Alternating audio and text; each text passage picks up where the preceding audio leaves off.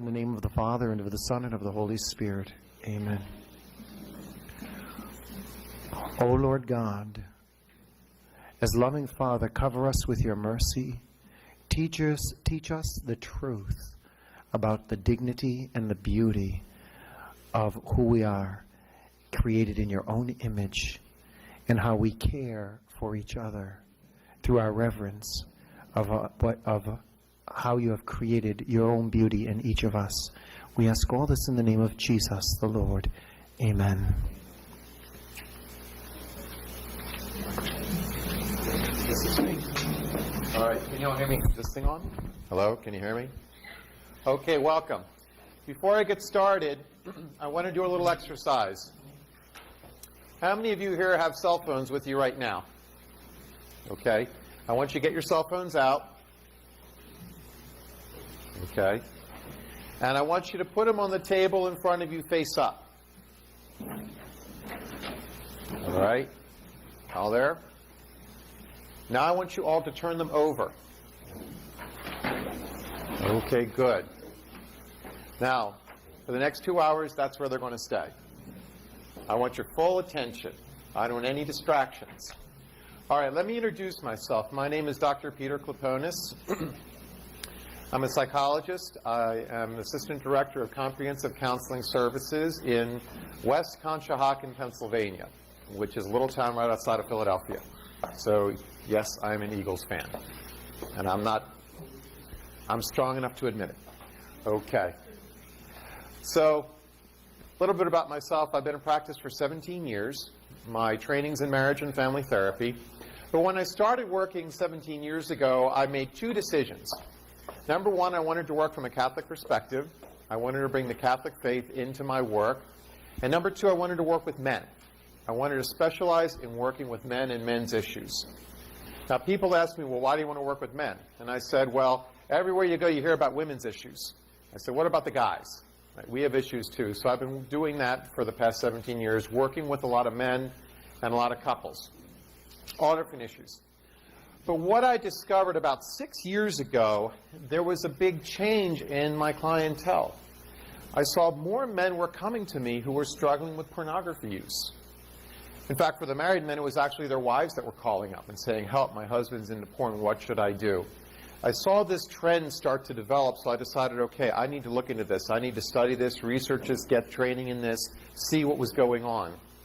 And what I discovered was that there is this huge epidemic going on in America that nobody's talking about.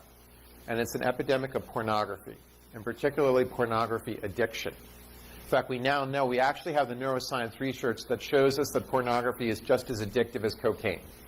All right? You may not believe it, but I'm going to show it to you, how it is. All right? So, but pornography today, it's the drug of choice.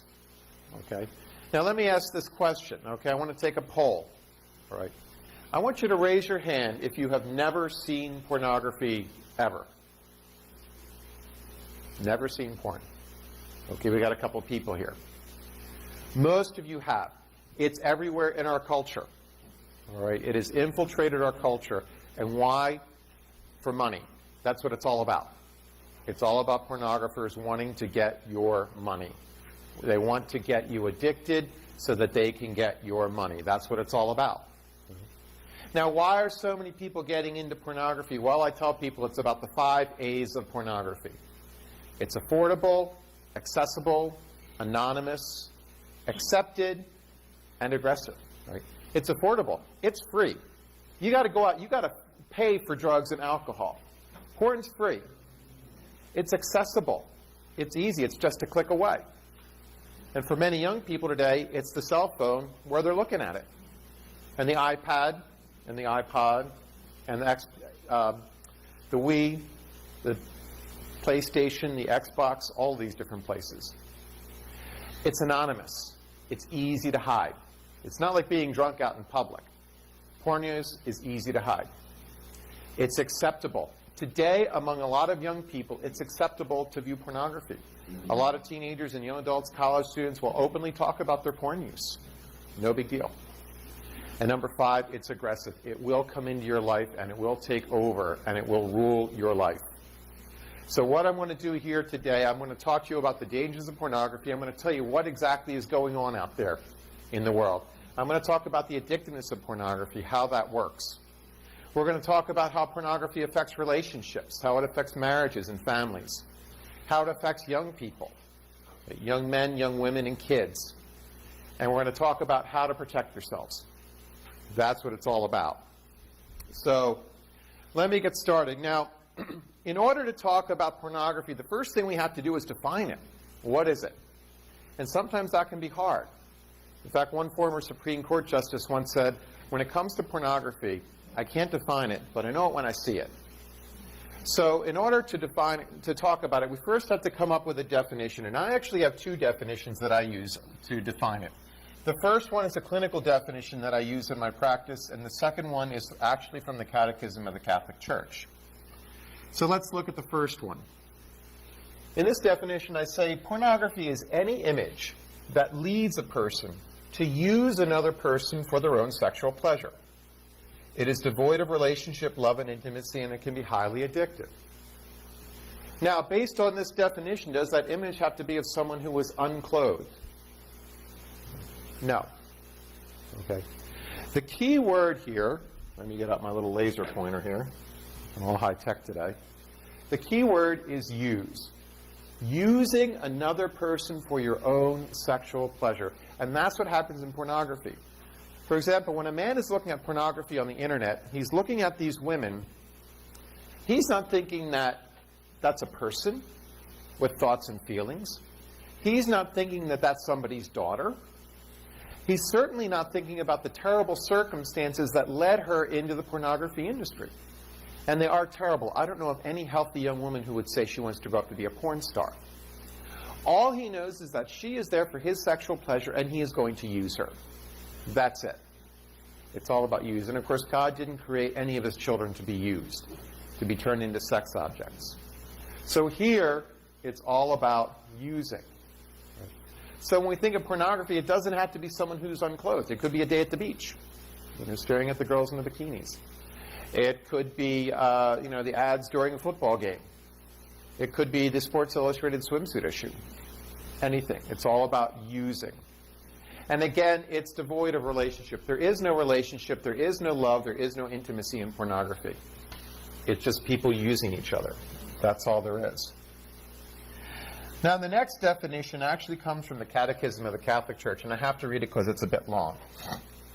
It states, pornography consists in removing real or simulated sexual acts from the intimacy of the partners in order to display them deliberately to third parties. Right? There's no intimacy. It's just all about displaying it for others. It offends against chastity because it perverts the conjugal act, the intimate giving of spouses to each other. Right? There's none of that there. It does grave injury to the dignity of its participants, since each one becomes an object of base pleasure and illicit profit for others. Base pleasure. That's just basically getting a cheap thrill. And illicit profits. The profits are huge, and I'll talk to you about the money that they're making. It immerses all who are involved in the illusion of a fantasy world. That's all it is an illusion. It's not real.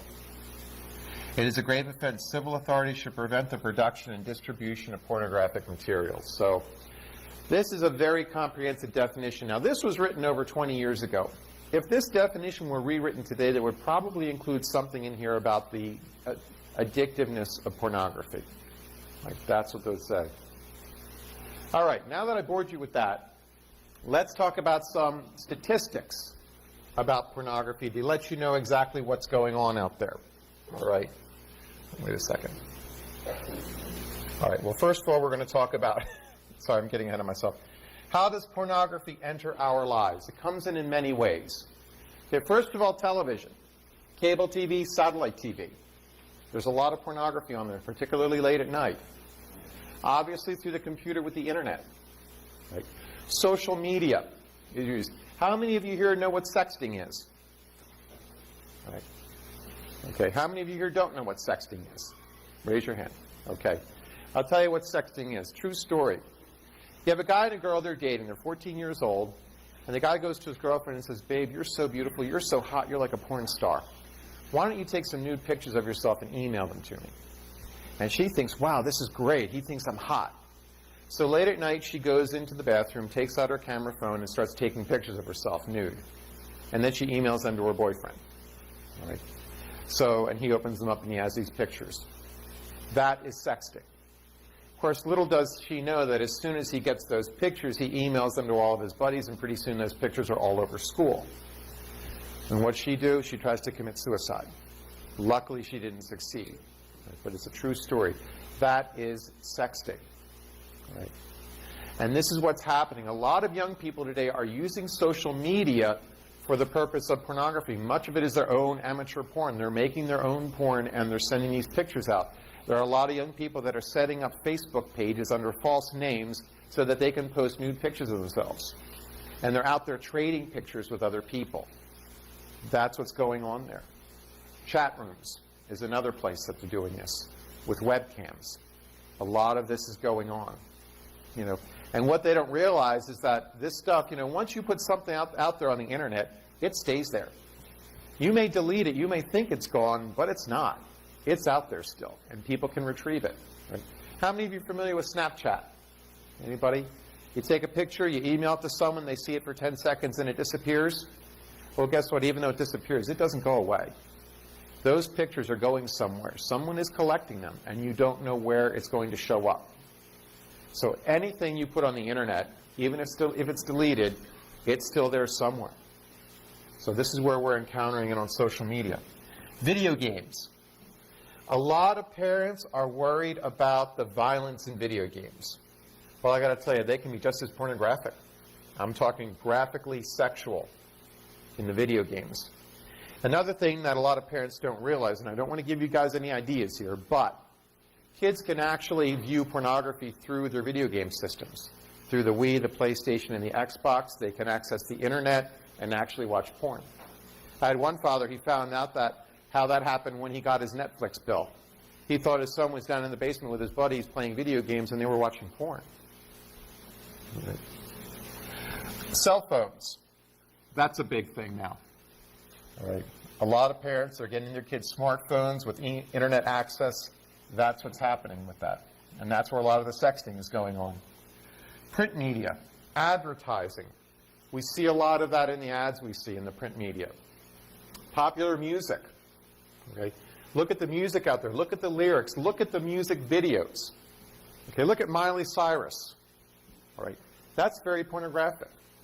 Like, granted, she's a train wreck, but, you know, wrecking ball, yeah, that's she's a wreck.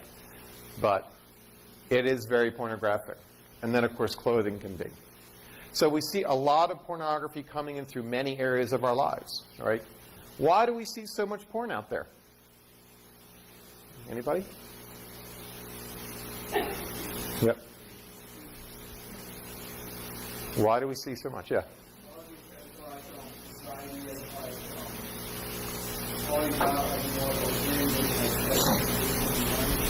Well, because of all the pornography out there, yeah, they become more accustomed to it. But why do we see so much out there? Because sex sells. Exactly. Sex sells. It's all about the money.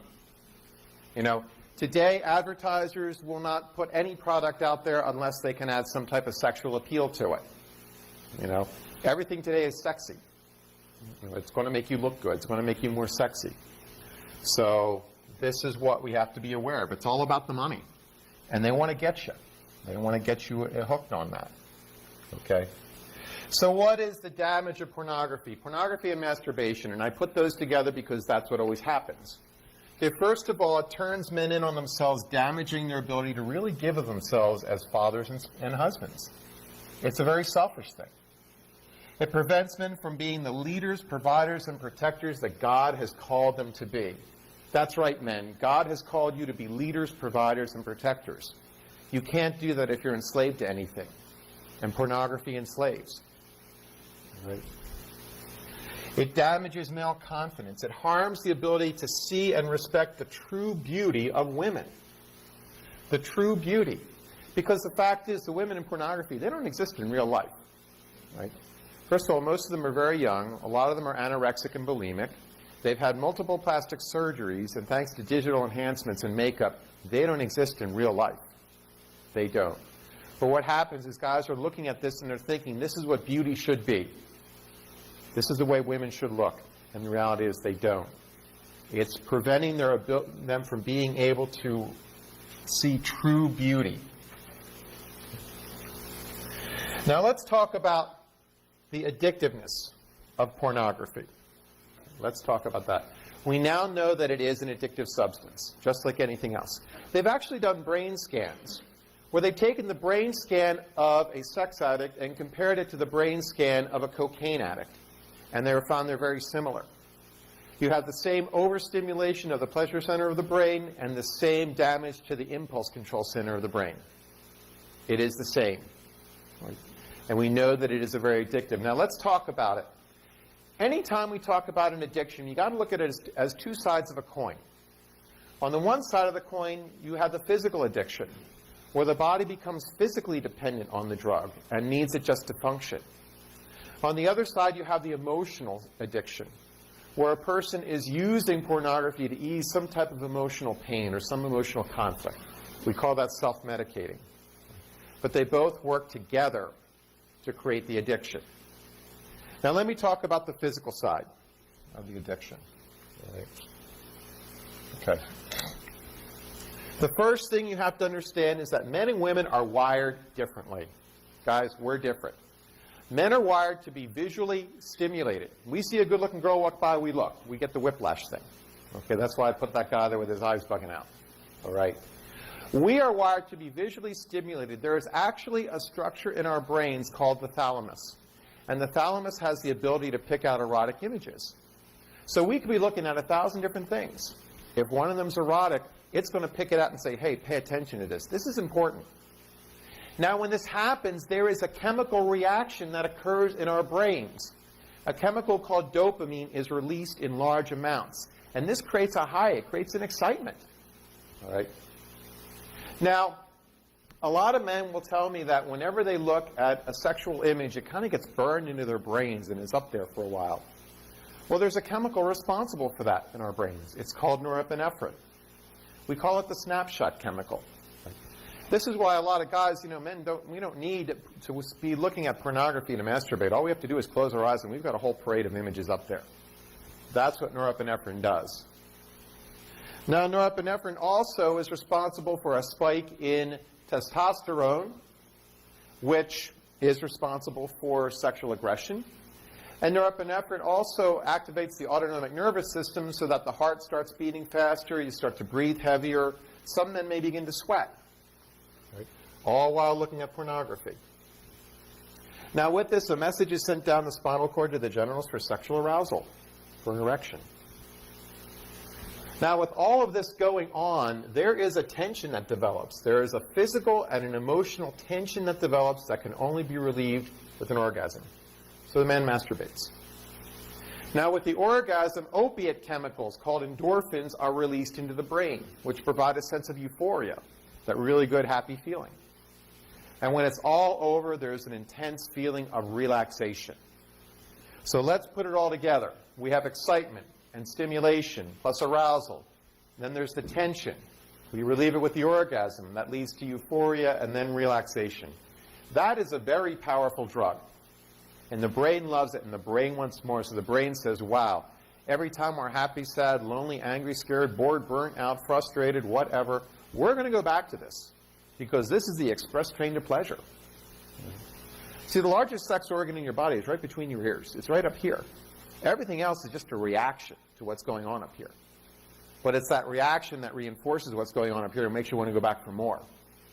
This is what is happening. Now, with any type of addiction, after a while, a tolerance develops. A little isn't enough. You need more of the drug to get the same effect. All right? So what happens is after a while, the soft porn doesn't do it for you anymore. That Sports Illustrated swimsuit issue, that doesn't turn you on much anymore. This is where men go to the more hardcore forms of pornography. This is where pornography can get violent. You can get into fetishes, even child porn. All right? And he may also spend longer periods of time viewing pornography. So instead of looking at porn, say, 20 minutes a week, he's looking at it for 2 hours a day or more. And I've seen this happen. I've had men, I've worked with college students who've actually failed out of college because they spend all night online viewing pornography, and then they sleep through their classes the next day and they fail out. That is what's happening. So this is serious stuff. So as the tolerance develops, you want more and more.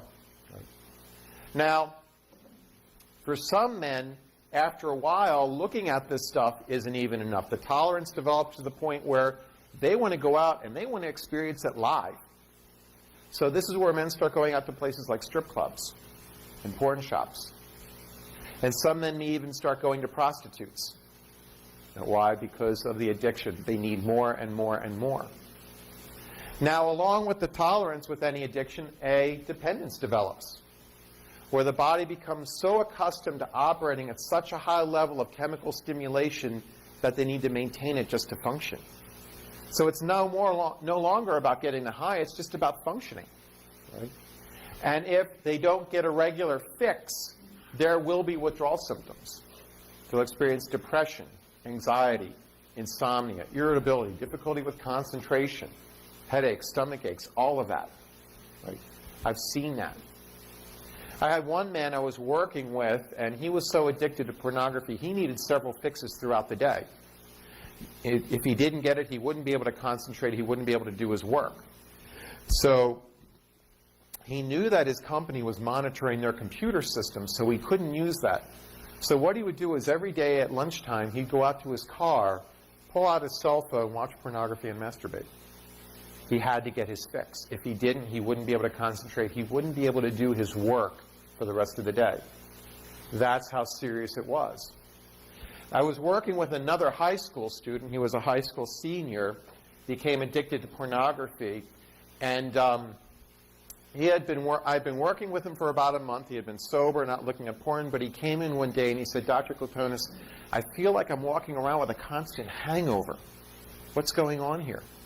I said, "Yeah, you're feeling that. That's the withdrawal symptoms. Your brain is screaming for dopamine, and it's not getting it. And that's what's happening." In fact, it wasn't just withdrawal he was going through. Do you know what he was going through? What we would call that? Detox. His brain was detoxing from all the dopamine caused by the pornography. That's what was happening.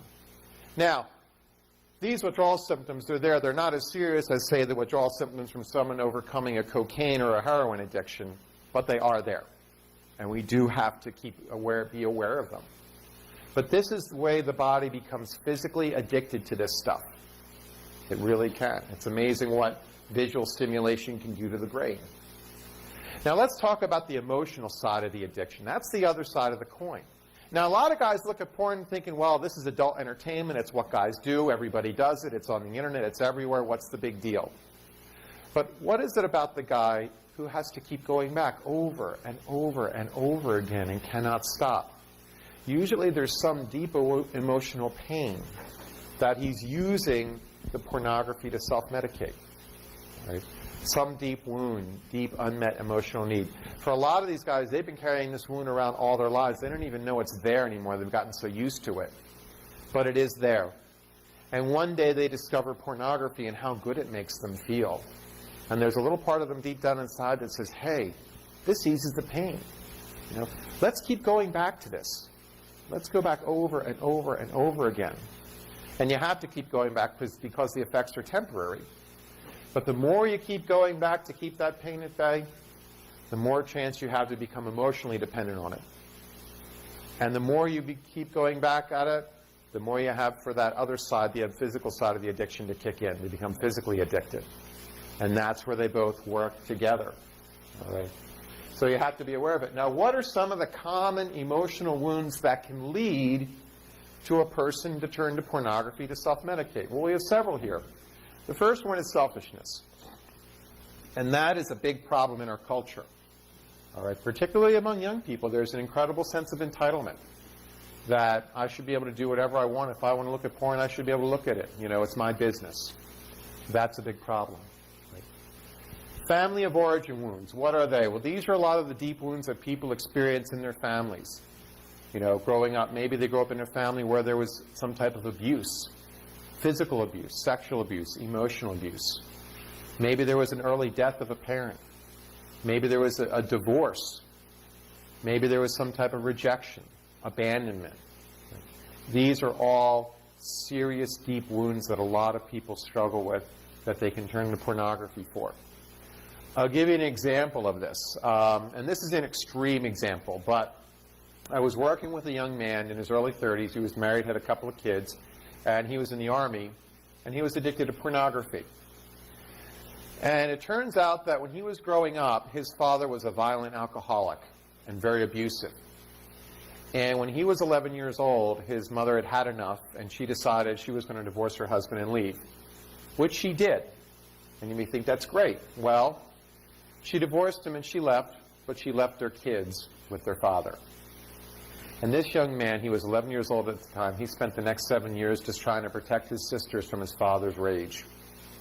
As soon as he was 18, he got out of there, joined the military, all right? But then became a sex addict. What happened there? Well, naturally, he experienced a lot. He experienced abuse in his life growing up. His father's addiction, the abandonment of his mother, the divorce of his parents. There was a lot there, okay? But as a kid, you try to take life one day at a time and make the best of it, and that was it. He just thought, well, that's life. He didn't realize, yeah, there was a lot of pain deep down inside, and he was using pornography to self-medicate, to deal with the pain. And see, what a lot of people don't realize is that often when a person becomes addicted to pornography, it has nothing to do with sex. Nothing at all. It's simply the drug that eases the pain. That's all it does. Some of the other types of wounds are loneliness. And again, it's not being lonely for a romantic or a sexual relationship. Just plain old loneliness. Right? Male insecurity, a poor body image, feeling no one would ever love you. Okay? Marital conflicts can lead to it. Excessive pressures in life. A weak spiritual life can lead to it. That leads to a deep loneliness. Perfectionism is one. Grief is another one. Interesting story about grief. I was working with a young college student, nice guy, but he was addicted to pornography, and he would always seem to fall into using pornography on Sunday afternoons. He'd be great all week long, except Sunday, that's when it would happen. So I thought, well, what's the importance of Sunday? Well, it turns out when he was growing up, he had a favorite aunt, his Aunt Sally. And every Sunday they would go to dinner at her house, and he loved it. He had a great time. But what he didn't realize is that his Aunt Sally struggled with mental illness, with severe depression. And when he was 16, his Aunt Sally committed suicide. Well, she committed suicide one day. A few days later, they had the funeral, they buried her, and they never talked about her ever since. He never got a chance to really grieve over the loss, to get through that. And every Sunday afternoon, there was that deep reminder. It was on the subconscious level. And there was that pain. So it's when he realized that, and we were able to help him to work through the pain of that loss, that he was able to recover from this addiction. So there are many things. Anger can lead to it. A mistrust of women and men. I've worked with men who are coming out of really bad breakups, whether it's with a girlfriend or a divorce or whatever, and their ability to trust women is shot. But they're still looking for love and intimacy. So they turn to pornography. A lack of a sense of fulfillment in life and a lack of sexual confidence. These are all of the deep wounds that can lead to the emotional side of the addiction. This is what we see. And what happens is these wounds lead to 5 faulty core beliefs. And this is what all addicts live by. And these beliefs are, number 1, I'm unworthy of being loved. Number 2, if people really knew me, they would reject me. Number 3, I can't trust anyone, even God, to meet my needs. So number 4, I need to find something that I can control that'll meet my needs. And therefore, number 5, pornography and sex is my greatest need and source of comfort. Right?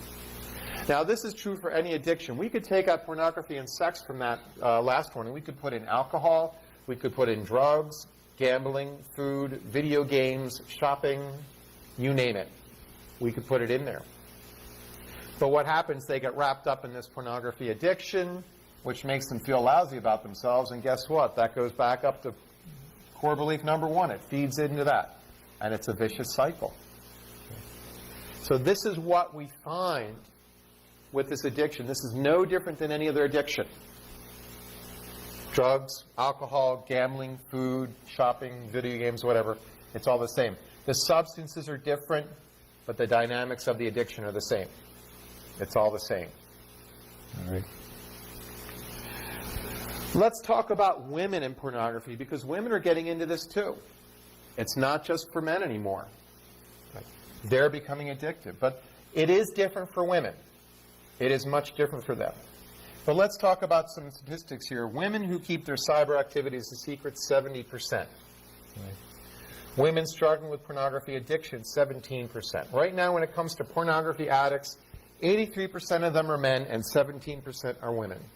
So it's still mainly a men's issue, but it is growing for women. Right. And the ratio of women to men favoring chat rooms, 2 times. So we have to look at that. Now, here's some more. The percentage of visitors to adult websites who are women, 1 in 3. Right. So 1/3 of people who go to pornographic websites are women. The other 2/3 are men.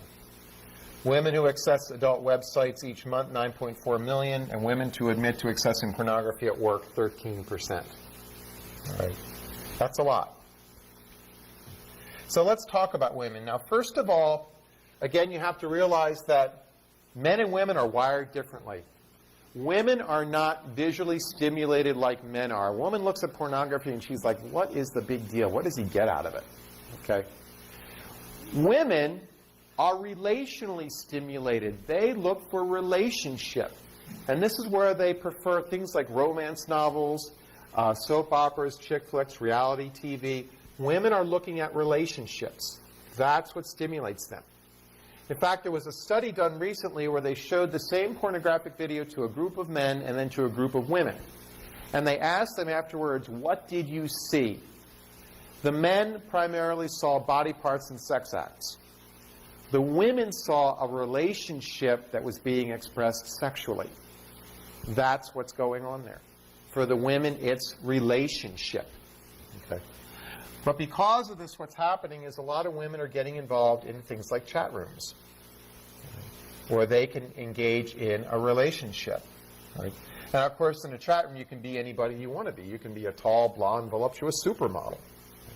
But they get into these chat rooms and they get into these very sexual chats with men, strange men. And they develop these relationships, and this is what becomes addictive for them. Now, this is actually far more dangerous for women, because what we found is that women are actually more likely to want to go out and meet the men that they've met online, which could be very dangerous. Because a woman may think that she's going for some romantic rendezvous with the man she met online at a local hotel, when really she could be meeting up with a serial rapist or a murderer. These things have happened. Right? So even though more men get wrapped up in this addiction, for the women, it is more dangerous. So again, they become addicted to these romantic relationships. And they can lead to the obsession with chat rooms, texting, tweeting, social media, sexting, all of that. That's what they find. So whether you're a guy or a girl, you have to realize that this stuff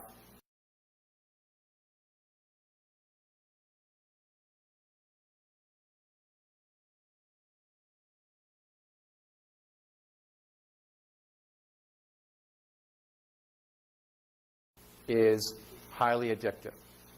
Highly addictive. It will come in, it will take over your life. No different than drugs and alcohol. And you have to protect yourself. Now let's talk about how this affects relationships. Now, someday, you're probably all going to want to get married, have a family. So let's talk about how this affects women. So, and I hope some of the mothers here can chime in and help me out with this. When a wife discovers her husband viewing pornography, how do you think she feels? Anybody? Betrayed, right. Anyone else? The mothers can chime in too. Anyone? Unsafe. Anything else? Unattractive, right. Right. All of those things can happen. Right? When a wife discovers her husband viewing pornography, for her, that is as serious as an extramarital affair. It's cheating, adultery. That's the way they view it.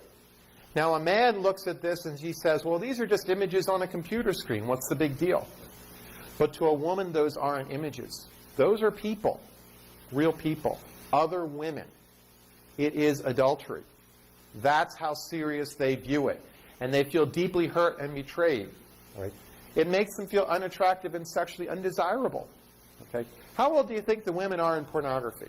Anybody? They're not that young.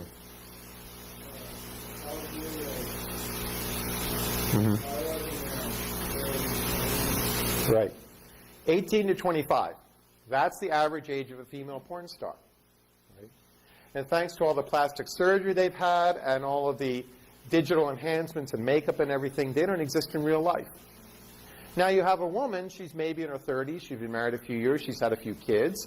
She's very beautiful, but she's not 18 anymore, and she certainly doesn't look like those women in porn. But she sees what her husband is viewing online, and she thinks to herself, he must think I'm ugly. My husband must think I'm the most ugly, unattractive person in the world. Okay? So what do they feel? Rejected. You know, here is this man they've married, the one person who has promised to love, honor, and cherish them for the rest of their lives, and now they're feeling rejected by them. That hurts very deeply. This is so damaging to a woman and to a marriage, I can't tell you. In fact, I believe that if every man in America knew how much pornography would hurt their wives, they wouldn't want to ever touch it ever. Ever. Okay? Because they think, how can I compete with these young women? Yeah. They're hurt very deeply. Right? They view their husbands as untrustworthy and weak role models for their kids. You know, if this woman, if she has sons, teenage sons like yourself, she's going to think, well, if my husband is looking at this stuff, is he going to let my sons look at it? Or even worse, if they have teenage daughters. She's going to think, well, if my husband is looking at these young girls online in this sexual way, is he going to look at my daughters that way? These are real thoughts that go through women's minds. I've worked with hundreds of couples. I know this happens. Okay. Some women experience symptoms of severe trauma because of this. All right? Severe post-traumatic stress disorder. And it can lead to severe marital problems and even divorce. In fact, the American Association of Matrimonial Attorneys, also known as divorce lawyers, did a study on this. And they found that pornography plays a significant role in 56% of all divorces. Now, that was a study done back in 2004, 10 years ago. I'd say today that's probably much higher, a much higher statistic. So you have to realize how deeply pornography use can hurt marriages. All right. Okay. So what is the damage to marriage and family? Well, first of all, there's this delusional belief that fantasy is better than authentic love. Right? It leads to growth in selfishness, which is a major enemy to marital love and a severe harm to one's spouse. It leads to a failure to understand and appreciate the beauty and sacredness of marital love. Okay, it leads to a lack of refinement in self-giving, to romantic, friendship, and spousal love. It leads to diminished communication with one's spouse. Okay. It leads to sadness, anger, and a diminished ability to trust for the offended spouse. And that's a huge thing. When a wife discovers her husband using pornography, trust is broken. Her ability to trust him is totally shot. Now, she may be able to forgive him, but it can take months or years to regain that trust. It harms marital intimacy. And when I talk about intimacy, I don't mean sex. When I talk about intimacy, I mean that deep emotional connection between a husband and wife. It puts a wall in there. It increases loneliness and anger. It creates a distorted view of beauty, goodness, the human person, and sexuality. It increases vulnerability to adultery, and it can lead to separation and divorce. And ultimately, it weakens the spiritual life. There's no good that can come out of this for a marriage. None whatsoever. So men, someday, if you want to be married, you got to avoid this. All right? In fact, I got to tell you, if you want every woman to want to marry you, all you have to do is go around telling other women, I don't look at porn, I think it's totally harmful and disrespectful to women, I would never look at it. I tell you, all the girls are going to love you. They really are. You know what I'm talking about. All right. So, let me skip over that. Okay. So let's talk about the damage that pornography does to young men, young women, and children. All right. In order to do this, we have to talk about what are the messages that you're getting from pornography.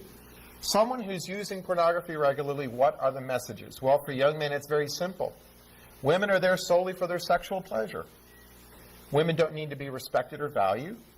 Women love sex all the time, especially the sex in pornography. And I'll tell you, the wilder and kinkier, the better. That's what women love. They beg for it. They can't get enough of it. That the sex portrayed in pornography is normal and healthy. And that sex and pornography should be a part of any relationship. And that's what a lot of people are buying into. How many of you are familiar with the third date rule? Anybody, the third date rule? A couple of you are. Among a lot of young people today, particularly high school and college students, there is this idea going around that if you're dating someone and you're not having sex by the third date, there's a problem. There's a problem with the relationship. And if they are having sex, they judge the quality of the relationship on the sex. So if the sex isn't good, well, maybe the relationship isn't good and you should break up. This is what people actually believe. And why are they believing it? Because of the pornography. This is what they're buying into. And of course, the media, television, movies, all reinforce that. They all do it. Okay? So this is what is happening with pornography. I got to tell you, guys, if you want to know about healthy sexuality and healthy relationships, don't go to the internet. Don't go to porn. You're not going to learn it there. Guarantee it. Okay? So what is the damage to men? And again, it leads to an involvement in the fantasy world that undermines their ability to communicate and relate to women in a healthy manner. Right? Do you think the men in porn are loving and respectful of the women that they're having sex with? No. They're just using them. That's all they're doing.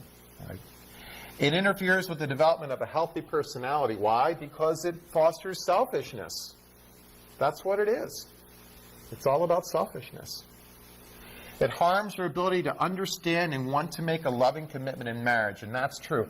There have been studies done with young men, mainly in college, and what they found among these men is that those who use pornography on a regular basis don't want to get married. They don't. They think that'll just tie them down to one woman and they'll be miserable. They actually believe that true happiness is going to come from having multiple sex partners throughout their lives. Well, I got to tell you, they are mistaken. All right? Because at the end of the day, they may have had a lot of sex, but they're going to end up very lonely. Very, very lonely. Right?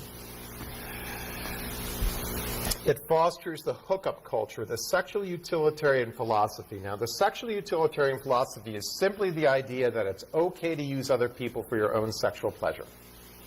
And there are a lot of people that believe it. There are young adults out there who are creating relationships simply for the purpose of having sex.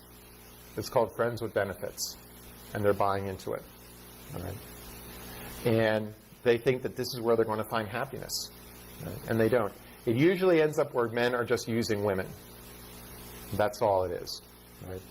But what's happening from this is actually it's caused a lot of women to become much more sexually aggressive. You know, they're the ones that are out there on the prowl trying to get men in bed. Why? Because they feel that's the only way they can compete. It's the only way they can have a relationship. Do women want to do that? Do they want to be that way? No, they don't. Right? They want a relationship. They don't want to hook up. They don't want a one-night stand. But they feel this is the only way. That's the way you get into a relationship, is by giving out sex. This is what they're believing. Right? And it results in sexual obesity. And by obesity, I mean it results in a life that is totally consumed by sex and the pursuit of it. That's the person's only goal. This is what pornography does to young men. Right? Now, you may not notice it where you are, but I guarantee someday if you're all going to college, you'll see it there, plain as day. Let's talk about the damage to young women. How is this hurting women? Well, the message they're getting is that in order to be loved, to be valued, to be desired by a man, one must look and act like a porn star. That's what they're believing. And they're buying into it. There are young women who are looking at themselves in the mirror and they're saying, wow, I'm hot, I'm gorgeous, I'm just like a porn star. This is great. They actually believe that.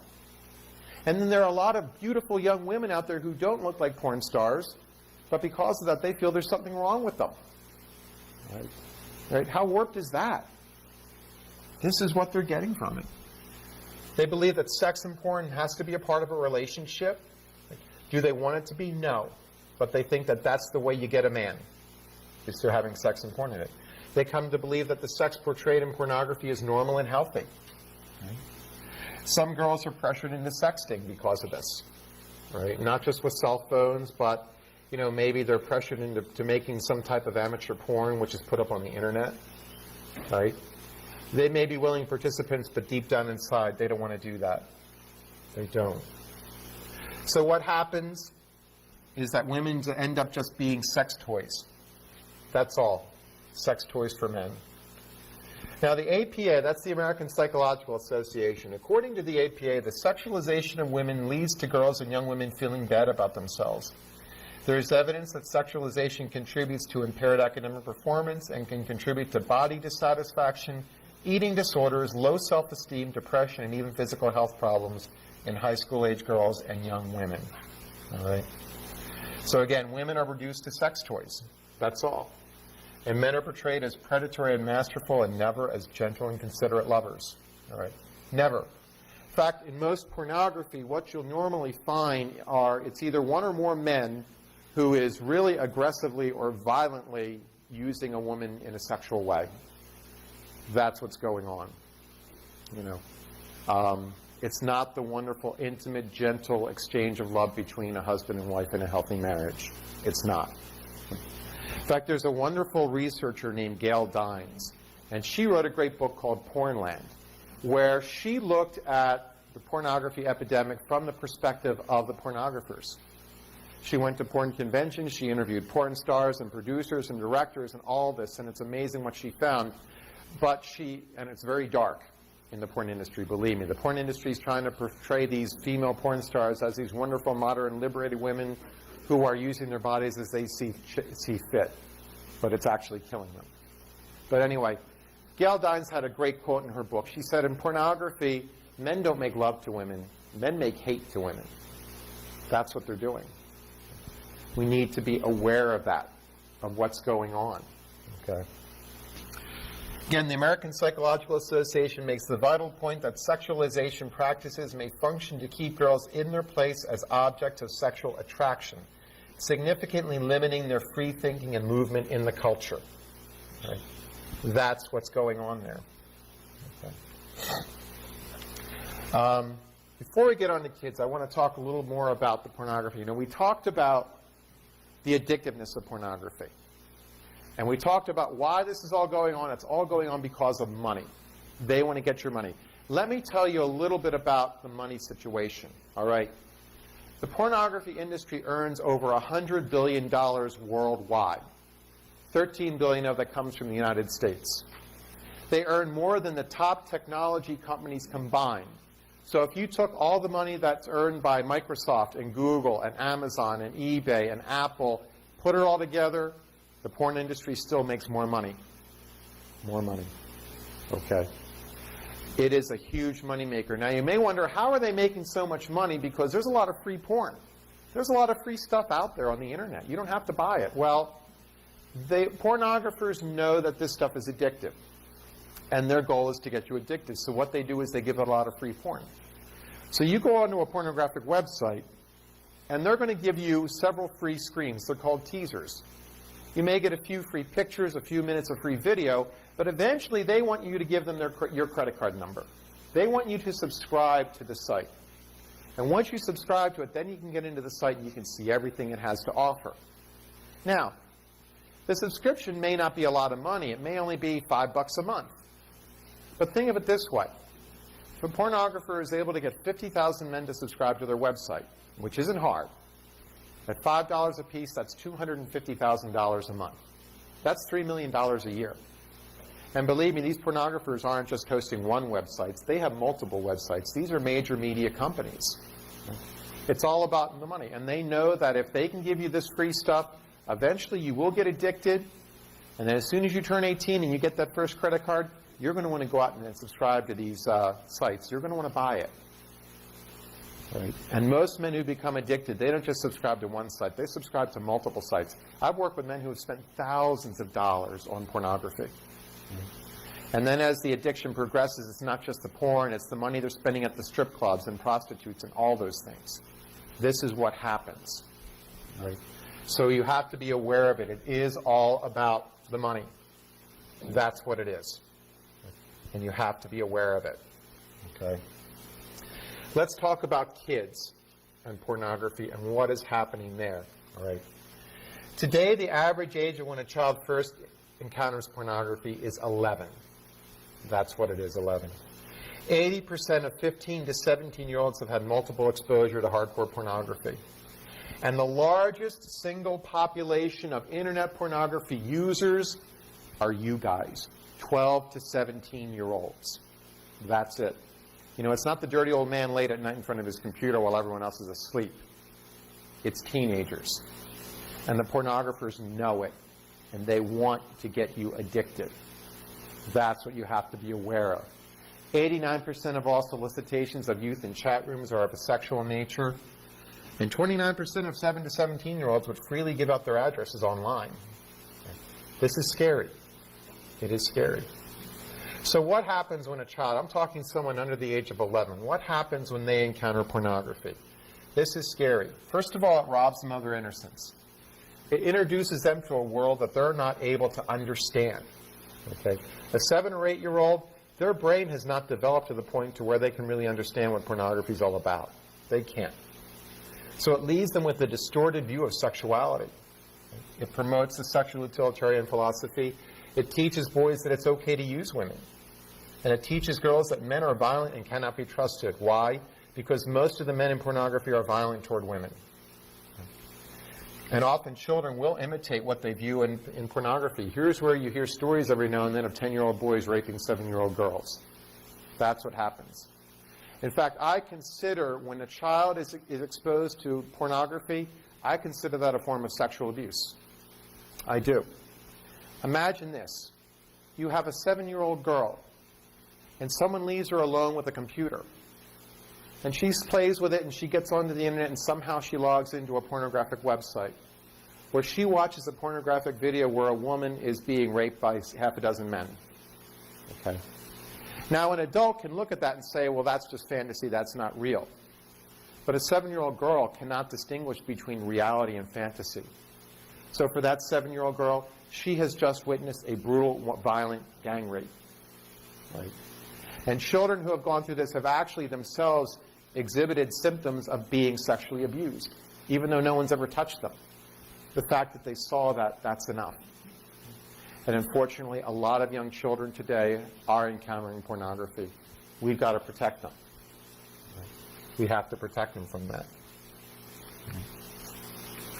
So, and let's talk about the damage to spiritual life. What's going on here? Because it does hurt our spiritual life. God didn't create us to use other people for our own sexual pleasure. That's not the way we were created. God didn't create anybody to simply become a sex object, a sex toy. Bishop Finn wrote, and I thought this is good, he paraphrased Pope John Paul II, he said, the problem with pornography is not that it reveals too much of the person exposed in the image, but it reveals too little of the person.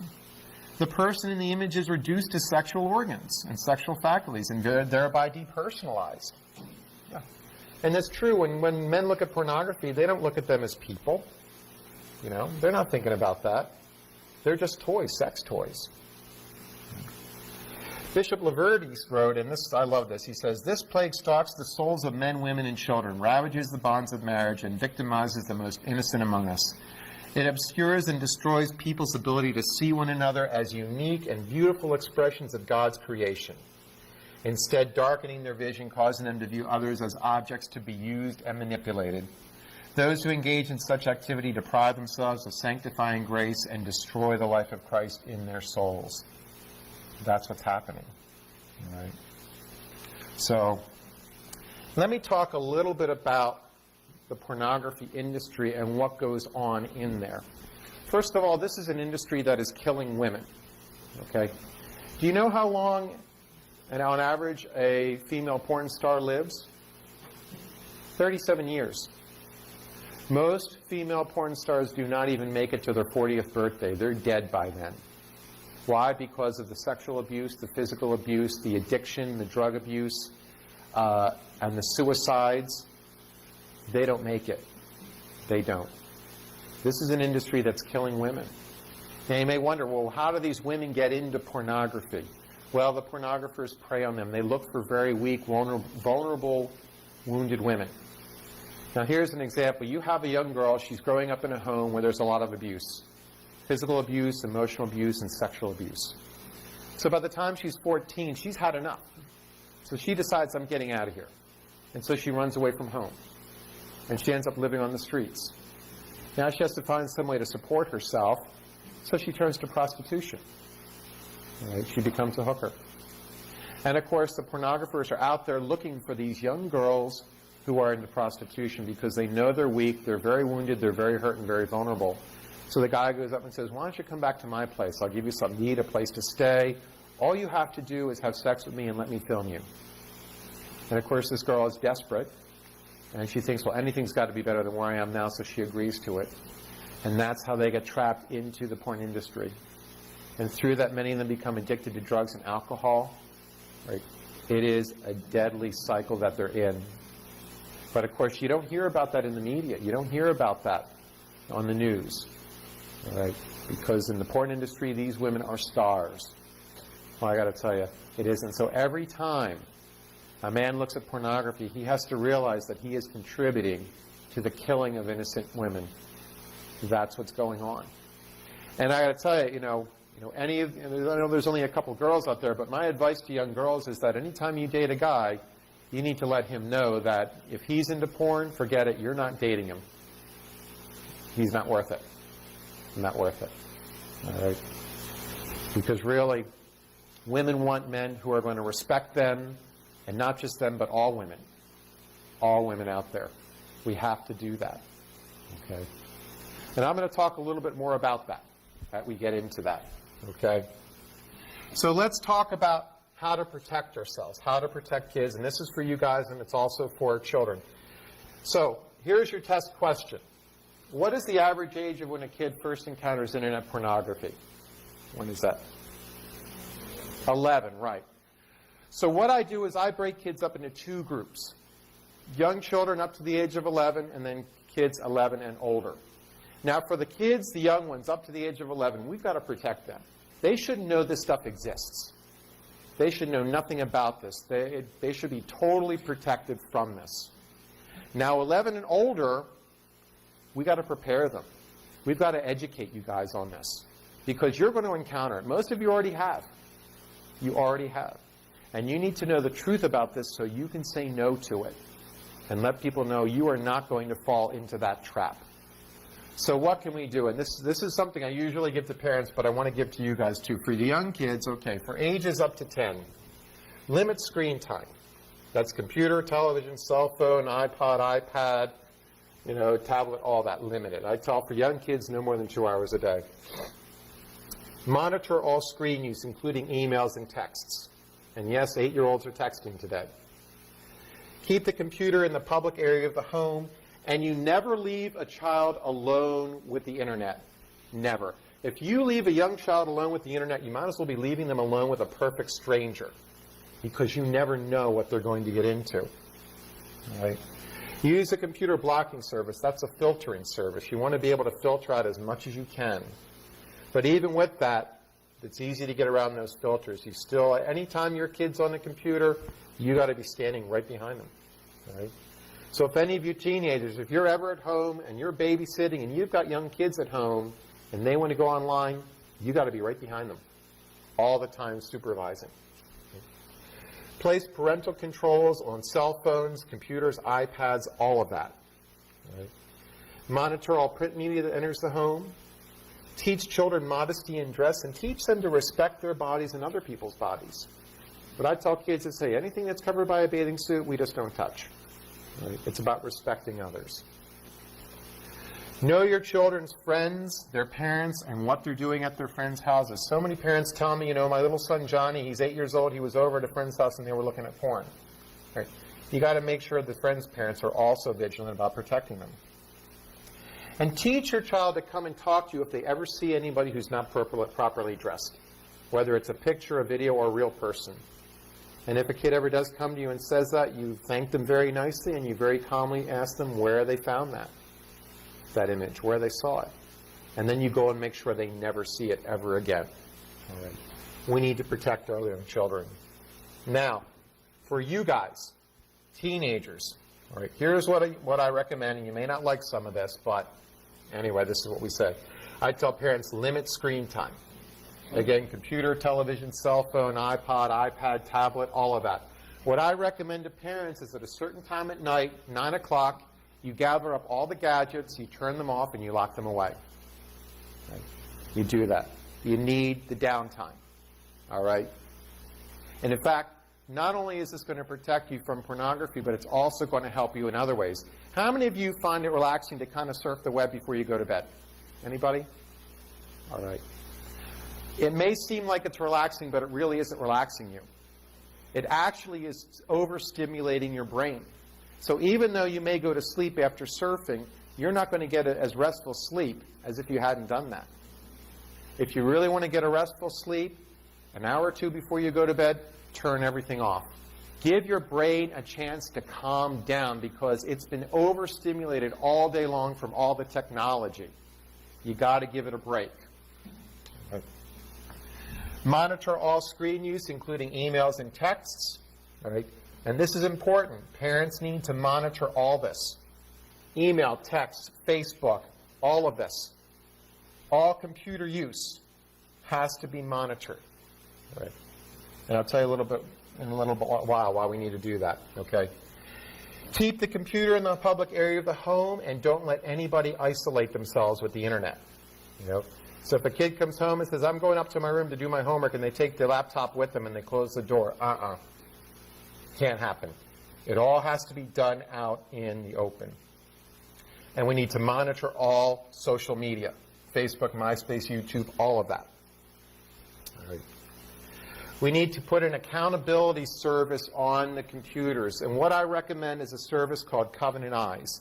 And I actually have some flyers and postcards over there on this. Now, an accountability service is not a filter. It doesn't block anything. All right. What it does is you subscribe to it on the computer, the cell phone, the laptop, the iPad, whatever, and you put in the parent's email address. And then it monitors everything. And after that, if even the slightest questionable website is accessed, mom and dad get an email report. What website, what day, what time, and for how long. Right? Everything is monitored. Now, there's a reason for all this monitoring. Now, a lot of times when I talk about this with kids, they say, they complain because they say, oh, my parents, they don't trust me, they're violating my privacy, all of this. And I got to tell you, you guys aren't the problem. It's not you that your parents don't trust. It's the pornographers. The pornographers want to get you addicted. They will try every way possible to get into your lives. And the number one way they're doing it is through technology. Right? Now, you may think you're pretty savvy with technology. You know what it's all about and how to use it. But I got to tell you, the pornographers are 10 steps ahead of you. They are. And they're going to find every way. In fact, a lot of the technology we use came out of the porn industry. For example, streaming video, watching movies on your computer, that technology came out of the porn industry. Right? They're still now, even today, developing new forms of technology to get into your lives. This is why everything has to be monitored. And it's not just your computers, even for adults. I say everyone in the family, mom, dad, kids, everybody has to have their technology monitored. We have to keep the pornographers out. So that's why I recommend it. So yeah, I want your parents to be friends with you on Facebook. There are a lot of predators out there that want to friend you. Right? They will try all kinds of sneaky ways to get in. So don't think you can handle it on your own. So whatever you're using online, your parents need to be a part of it. Okay? That is why we need to have it all monitored. Okay? We need to teach teens that pornography is a highly addictive substance similar to drugs and alcohol, and that's what I'm doing here today.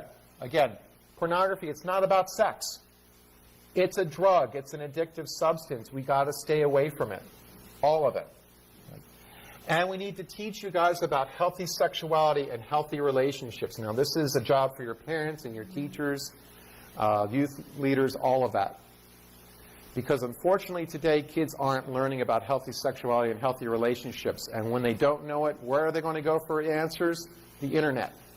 And I guarantee you, you're going to get the wrong answers. Totally the wrong answers about that.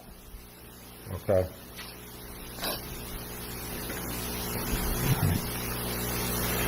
We need to teach teenagers to respect their bodies and other people's bodies. Insist on modesty and dress. Okay.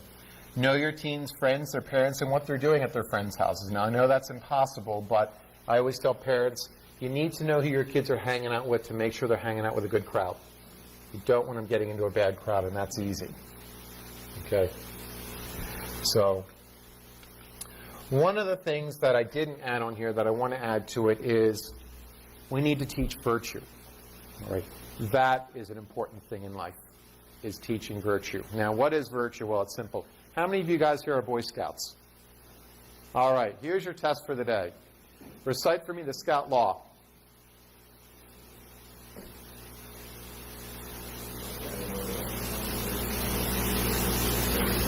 All right, give that man a merit badge. The rest of you, I want you to turn in all your merit badges. You're tenderfoot now, you've been demoted. Okay, a scout is trustworthy, loyal, helpful, friendly, courteous, kind, obedient, cheerful, thrifty, brave, clean, and reverent. Those are virtues. That's what it's all about. All right? In fact, someone once said that parents don't raise children, they raise adults.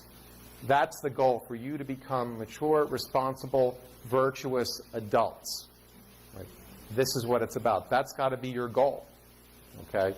And I'll tell you, if, I'm talking to the guys here, if you are trustworthy, loyal, helpful, friendly, courteous, kind, obedient, cheerful, thrifty, brave, clean, and reverent, every girl out there is going to want to date you. Right? Because there are too many guys out there that are just out to use and abuse women. Too many of them out there. Right? This is the goal. This is what you're striving for.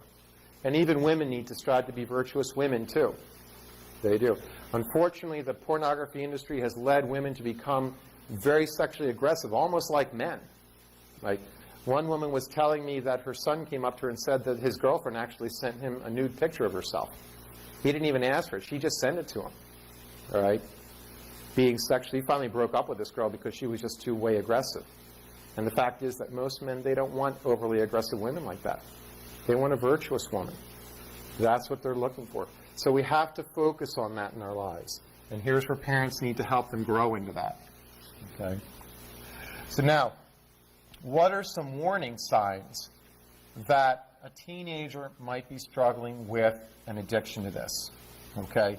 Well, obviously, discovering pornography on their computer, their cell phone, iPad, tablet, iPod, whatever. That's a warning sign. If a teenager is isolating himself with the computer, the cell phone, or so forth. All right. If there's a sudden drop in grades. If they're dropping out of extracurricular activities. If they're no longer interested in spending time with family or friends. Right? If there's a change in their mood, they become angry, sullen, moody, depressed, or anxious.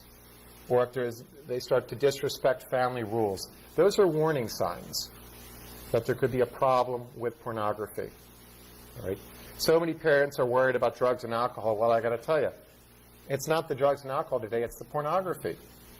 Right? Like I said, the 5 A's: affordable, accessible, anonymous, accepted, and aggressive. Right? So what do we do for a person who is struggling with pornography addiction? All right, I just want to briefly discuss here. This is the Integrity Restored Recovery Program. And I want to talk about the 7 points to it. And I call these 7 points and not 7 steps because they're all of equal importance and you do them all at the same time. So let me go through it. The first point here is self-knowledge and commitment. Self-knowledge means you admit you have the problem. There's no denial. You take full responsibility for it, for the addiction, for your behaviors, for the consequences of your behavior, and you take full responsibility for your recovery. And you're willing to do whatever it takes to recover. Total commitment.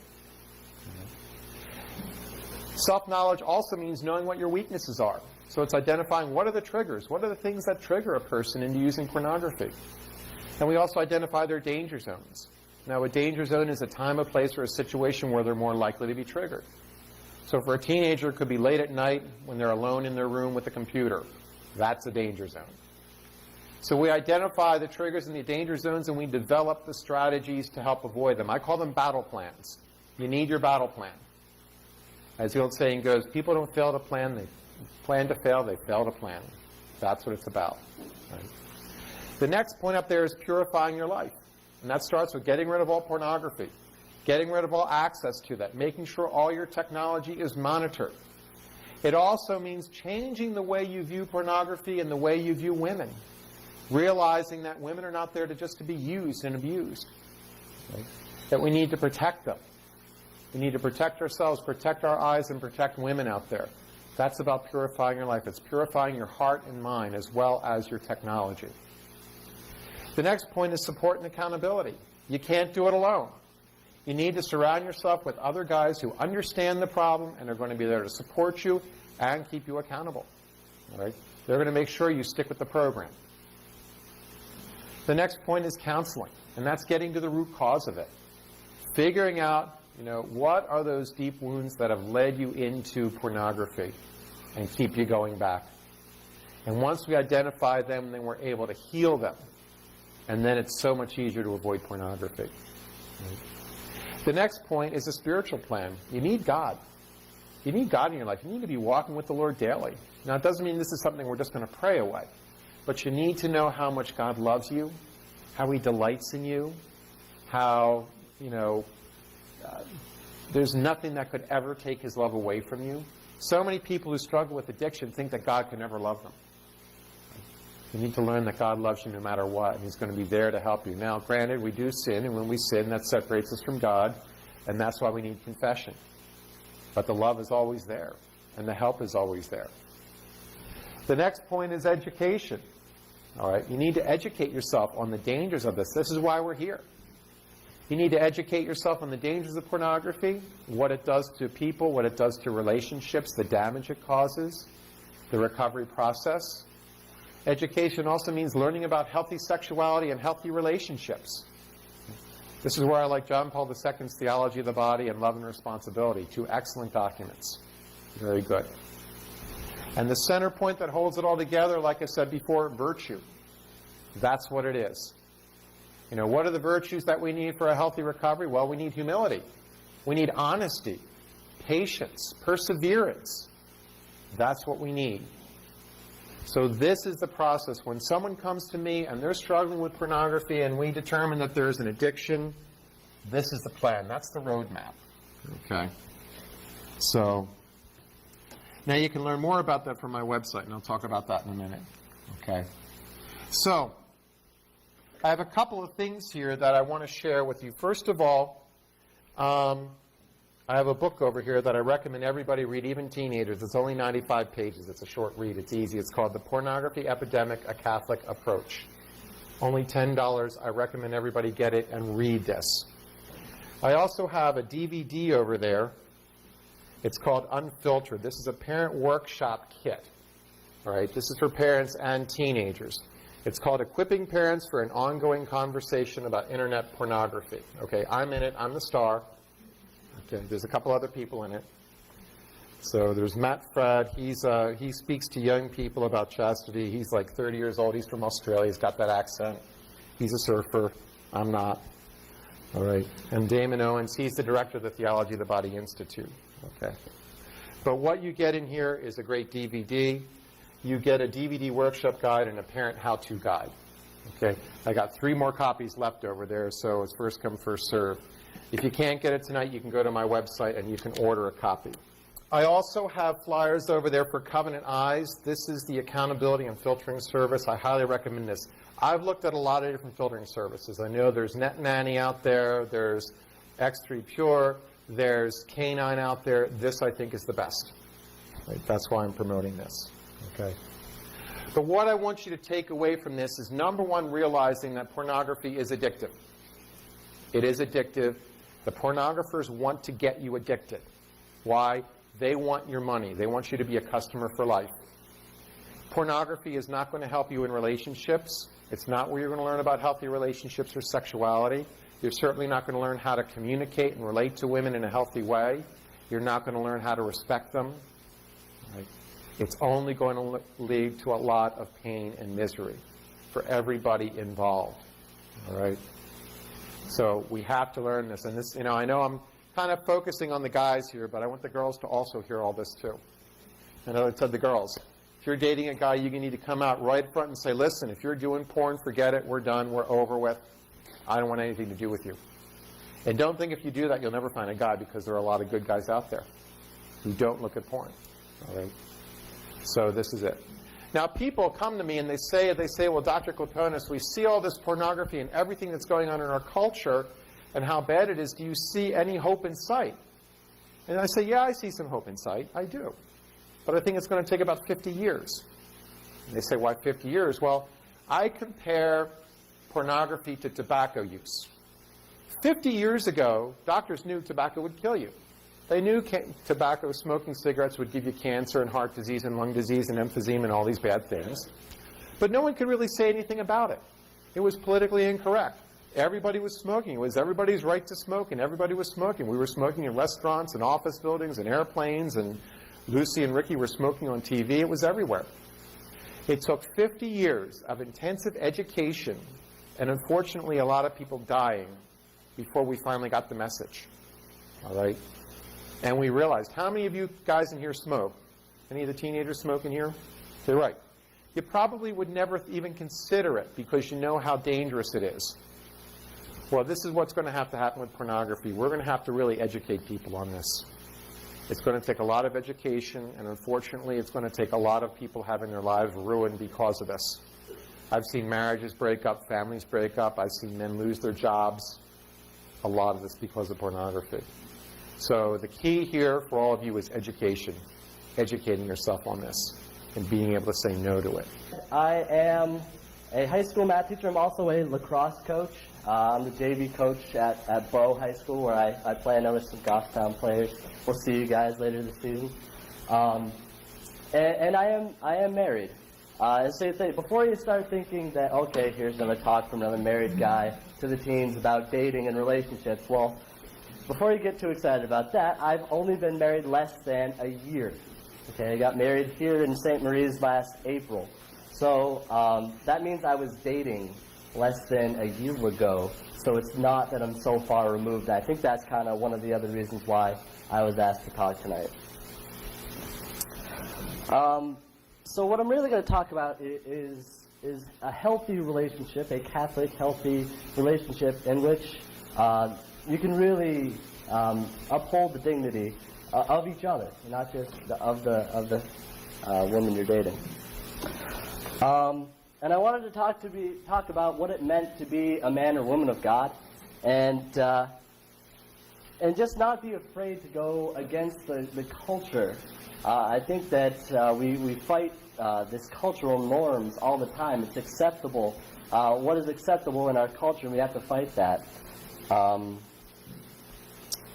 And I wanted to share a scripture with you, and this particular scripture kind of formed my view on relationships, and so much so that I wanted to make sure that it was one of the readings at our wedding, because I wanted to make sure that at that moment when I said yes and I was married, that I was reminded right before I said yes exactly what God was calling me to be as a husband. And so I want to share that with you. I have it just copied here. So this comes from Ephesians, it's chapter 5, and it's verses 21 through 33. Be subject to one another out of reverence for Christ.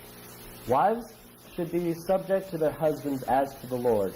Since as Christ is head of the church and saves the whole body, so is a husband the head of the wife.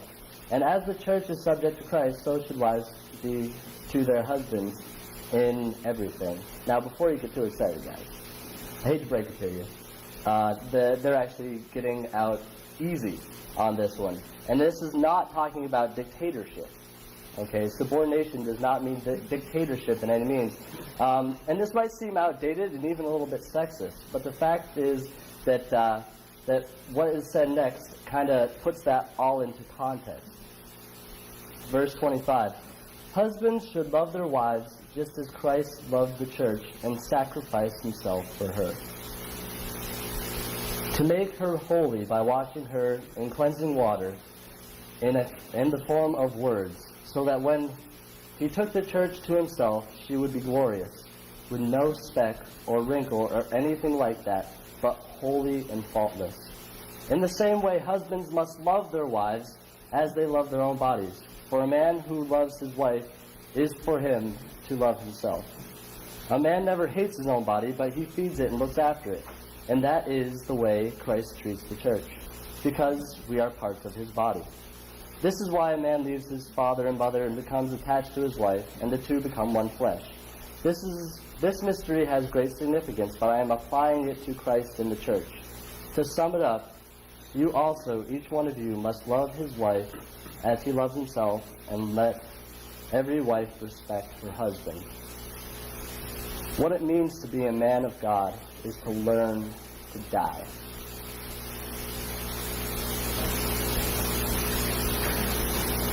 Husbands should love their wives just as Christ loved the church and sacrificed himself for her. We are called as men to love and to imitate the most perfect love, that is Jesus. Wives will submit and respect their husbands only if they are leaders. We heard that earlier. Men are called to be leaders. Leaders like Jesus.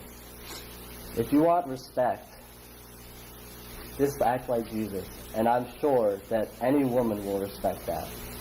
Right? If you're leading like Jesus,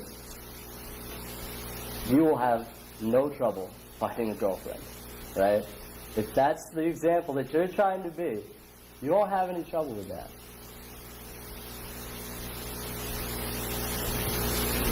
So, laying down your life for your spouse. Now, we're going to be clear about that. Laying down your life looks like a lot of things. Laying down your life does not necessarily mean, if you're getting mugged and somebody's got a gun, that you step in front of your wife. I think if that happens, I think you'll know what to do. You're gonna stand in front and take the confrontation head on. But I think that that learning to sacrifice is all about giving of self. It's all about that givingness. And that can look like many different things. It can look like a lot of the small sacrifices that come in everyday life. One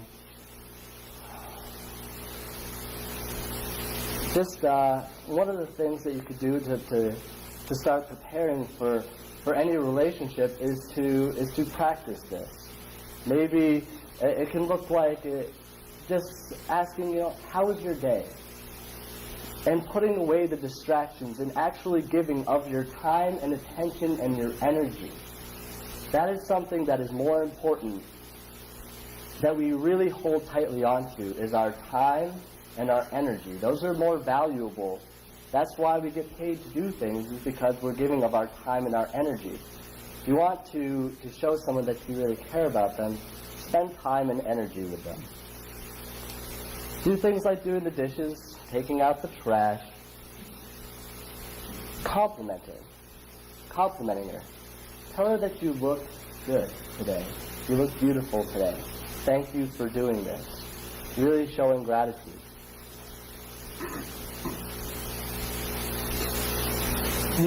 I think that chivalry has kind of got a bad rap. We live in a culture that is pro-feminist and pro-feminism, and I'm all about that. Girls, you rock.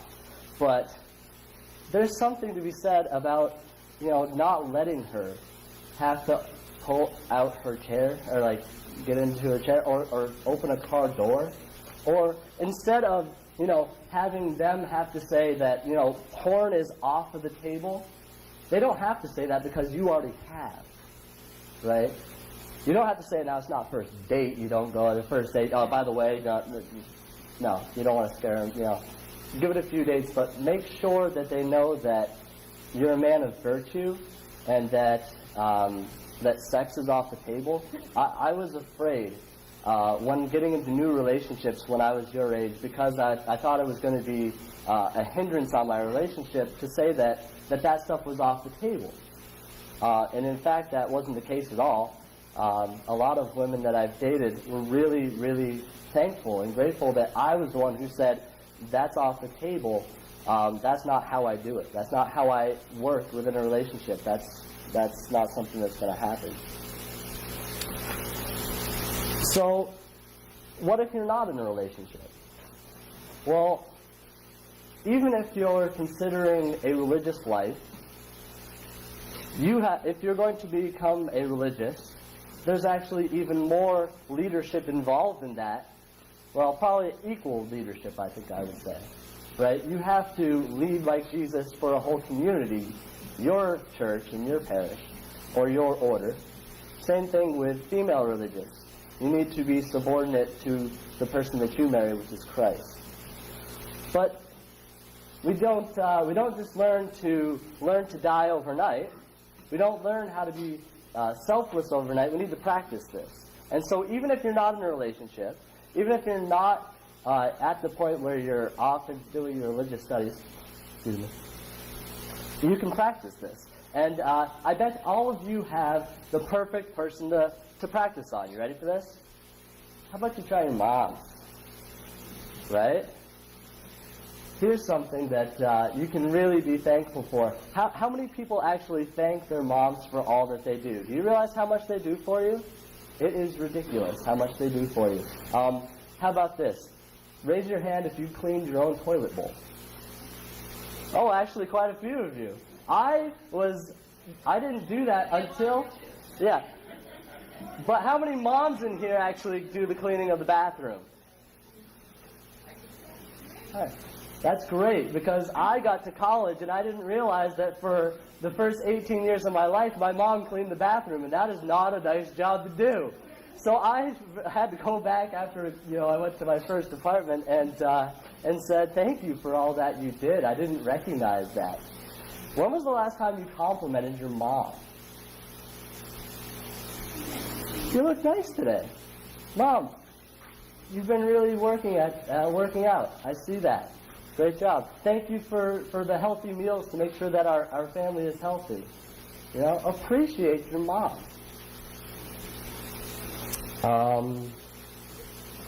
So that's nice, but unfortunately, not everybody has the mother figure at home to work with, and that's okay too, because there are women that you can practice on that are not your mom, you're not dating. In fact, it's good if you just practice this on all women. I'll give you an example. The other day I was at the laundromat, and I was washing my clothes, and there was an elderly woman there also washing her clothes. And when she got done folding her laundry, I walked straight up to her and I said, hey, can I help you bring that to your car? That's the kind of selfish love that you got to have. And that's the kind of selfish love that's going to get you married. Okay? And I don't say that to brag and to toot my own horn. I say that because that's what Ephesians is talking about. I'm giving up my time and my energy. And we need these examples. Okay? And I think that it's great that there are a couple of girls here. And I know that we're both focusing mainly on the guys tonight. But what's really great is there's a level of accountability now. When I heard that I was only talking to the men, I was kind of bummed out. Because the girls should hear this. Because you know what? They're going to say, I'm worth dying for. Peace out. Right? See you later. In fact, we can just why don't you take out those phones right now? If you're dating someone who's treating you like a jerk and he's not treating you right, you just say, I'm worth dying for, ... peace out. All right? Seriously. If they're not treating you well, you need to get out. And there's a level now. The bar has been set. The bar is Jesus. And now we're not all going to get there because we're not perfect, right? But we're going to strive and get as close to that as we possibly can.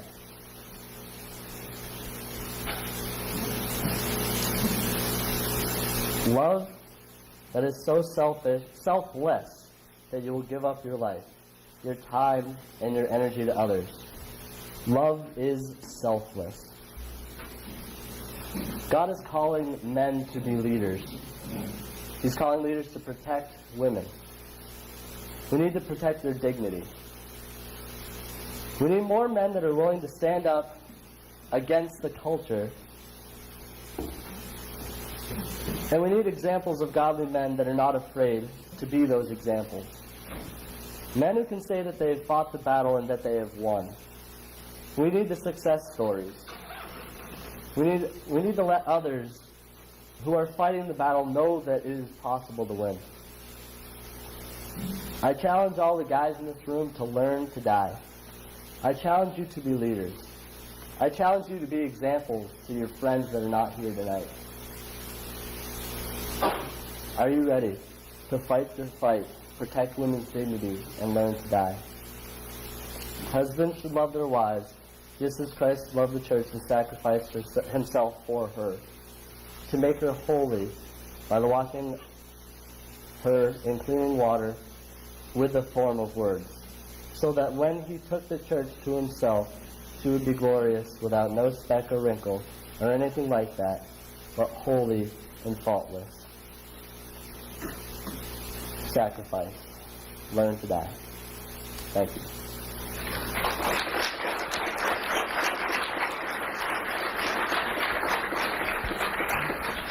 By the way, as far as dating goes, guys, I want to tell you, let me ask this question to the ladies. Ladies, if you're going to date some man, and you want to see if he's going to treat you well with respect, what do you look at? How he treats his mother. Right. That's what girls are looking at. If they're with a man and they see he is not treating his mother with respect, they're not going to give you the time of day. All right. So remember, with your moms, you're practicing for future. Okay. All right. Well, thank you very much. Does Karen want to come up and...